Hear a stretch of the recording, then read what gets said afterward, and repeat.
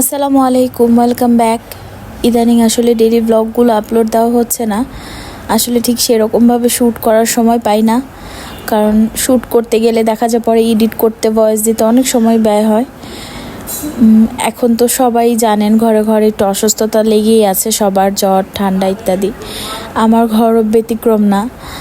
আমার 2 বাচ্চাও ঘুরে ফিরে অসুস্থ হয়ে যাচ্ছে, ওদের একটু টেক কেয়ার করা লাগে। আবার হয় কি, যখন ওরা অসুস্থ হয়ে পড়ে তখন আমি আর অন্য কোনো কাজে তেমন ফোকাস করতে পারি না। দেখা যায় 2 দিকে 2 জন আমাকে ছাড়া চলে না। তারপর আমি তো মনে করেন আল্লাহ আল্লাহর নাম নিয়ে জিকির করতে থাকি এবং 2 জনকে হ্যান্ডেল করার চেষ্টা করি আর দোয়া করি কখন ওরা সুস্থ হবে। তো এইভাবেই দিন কাটাচ্ছিলাম।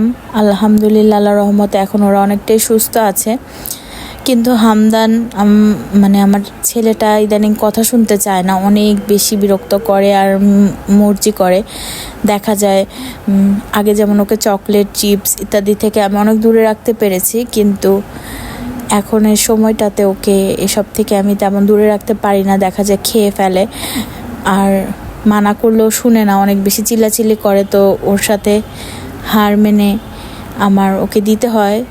তো এ কারণে ওর একটু গ্যাসের প্রবলেম হয়ে গেছে, যেহেতু ওর ছোটোবেলা থেকে তেমন এগুলো খেয়ে অভ্যাস নাই। হুট করে এসব আজে বাজে খাবারের প্রতি অ্যাডিক্টেড হয়ে গেছে। তো ওর পাকস্থলী এটা নিতে পারছে না, কারণ একদম বেশি ছোট থেকে ওকে আমি এগুলো একদমই দিতাম না। আর ইদানিং এই প্রবলেমগুলো বাড়ার কারণে ও নিজেও ভয় পাচ্ছে যে এগুলো খেলেই তো আমার প্রবলেম হচ্ছে, আর আমিও বুঝাচ্ছি। তো সে এগুলো খাবার থেকে দূরে সরে আসছে আলহামদুলিল্লাহ। তো প্রবলেমগুলো যে হয়ে যায় সেগুলো তো হ্যান্ডেল করতেই হয়, আর অসুস্থ হয়ে গেলে সেই ভোগান্তিটা তো রয়েই যায় শরীরের মধ্যে। আর রোদবার তো জ্বর ঠান্ডা ছিল, এখন আলহামদুলিল্লাহ আল্লাহর রহমতে অনেক ভালো আছে।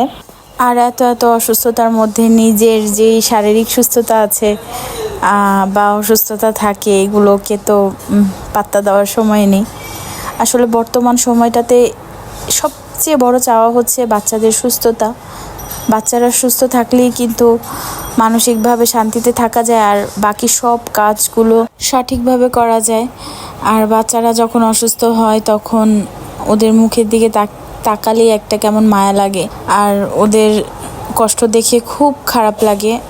আর ওরা যখন অসুস্থ হয় তখন তো মা ছাড়া ওদের হয়ই না।